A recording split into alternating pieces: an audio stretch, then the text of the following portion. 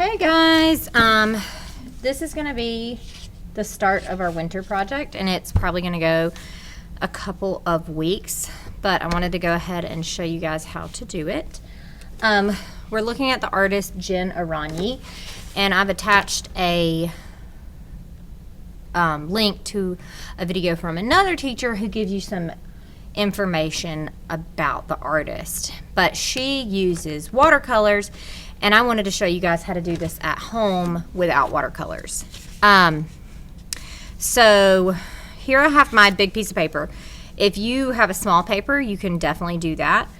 This is just what we're going to use in class, and you're going to be able to choose between a triangle or a circle. For this one, I'm going to be doing a triangle. So I'm just going to use a Sharpie, and I'm going to do the outline right here.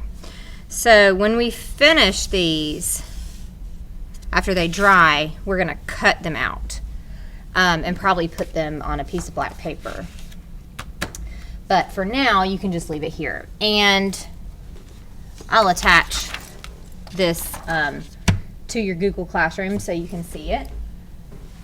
But this is what we're going to be doing. We're going to be adding our land, and then we're going to be adding some mountains up in here, adding some shadows, and then some trees. And then you can add whatever you want down in the bottom. I'm just going to do trees to keep it simple. But if you want to add different things, like someone's camping, that's cool too. So I'm going to do my horizon line where my sky would meet my land. Then I'm going to do kind of line like that. I think it looks like a road. So on mine, I usually, after I do the trees, I'll come back in and make it look more like a road. But now let's move on up to the mountains. Oops, I got out of the screen. So just up in here, and we want our mountains to kind of be up, some down, higher than others. You don't want them to be uniform, and you don't want them to be perfect. You want them kind of lumpy, like real mountains are. So, and then I kind of want mine to come down here, so I'd have more to do. So this one kind of looks weird, but that's okay. So now we're going to come in and do the shadow line on the sides of our mountains. And you want to make sure you do that on the same side. So I'm doing mine on my left side. If you decide to do them on the right side, that's fine. Just make sure you do it on the right side on all of them. So this is kind of flat, so I'm not going to put one right there. Now, on our mountains, I'm going to come in and do some texture lines. So we're using line and texture here. Both of those are elements of art. And this one's going to be really high, up in the sky, like that. Okay. Now I'm actually going to add in some texture so that my mountains look rocky. So I'm just going to do some little lines like that, and it'll give the mountains the appearance of being really rocky, like that. Now we're going to come in, and you can add in whatever is down here in the snow of your land. So like we talked about in October, things that are far away are small. So any trees that I put back here are going to be small. So I'm going to make this tree teeny tiny because it's really far away. So I think I'm going to do a tree right here, and I'm going to do it a little bigger. That might have been a little too big, but that just means I got to make my other tree bigger. And for my pine leaves, I'm just doing some lines across like this, and since pine trees aren't perfect, or whatever trees these are, evergreen, I'm coming in and doing some lines like that. And now we'll do a bigger tree right here. We'll see, that one's like that, so I need to make this one a lot bigger. And I'm actually going to stop right there because it's going to end up going off my paper, which is fine. And it doesn't really matter if it goes off because we're going to cut it out anyways. So do my lines like this.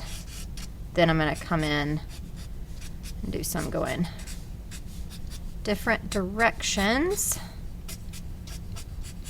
like that. And you could do one here. I'm not going to do one right there. But like I said, you could also do like a little tent right here with some people camping, whatever you want to do. Now I'm going to make it look a little bit more like a road. So I'm going to do a second line here. And my road's curving around. Curve it around over here by this tree. Like that. So you could walk up to your mountains. All right. So in the video that I linked to from Miss Stephens, she uses watercolors. And we're going to be using watercolors to do the sky in class. But you probably don't have these at home. So what I'm going to show you how to do is to make watercolors out of just some tin foil and markers. And we're going to be choosing either warm or cool colors. So these are cool, which is green, blue, and purple. Warm colors are the opposite, which are red, orange, and yellow. So what we're going to do is we're actually going to color straight onto the foil. Let's see, do a little bit there. Now you could also just color these with crayons or whatever, but I just wanted to show you. This is kind of cool. And then you just take a wet brush and you're going to rub it in that color.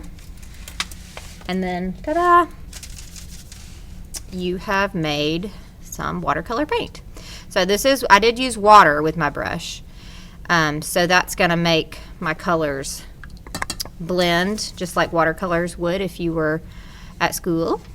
Or if you have watercolors, you're welcome to use those too. So watercolors are a water-based paint. So when you put two colors next to each other, they will blend. And let's see, like that. And in the north, up there where it snows, they get something called the aurora borealis, which shows different colors. So I'm going to do a little bit of purple in here. Maybe I'll do my purple over here. But this is another way you can use things you have at home to create cool artwork. That looks cool where the blue and purple blended. I think I'm going to do some more of that right up here. And then maybe I'll do a little bit more green right there and some blue up here in the top. So there is our Jen Aranyi inspired portrait. I mean, not portrait, landscape. You can add whatever you want. I think we're going to add a little bit of glitter down into the snow in the mountains to make it shiny. So if you have glitter at home, you're welcome to do that. But yeah, I hope you guys have fun doing these, and I can't wait to see what you guys make. Make sure to email me or submit it through the Google Classroom, or you can upload it on Artsonia.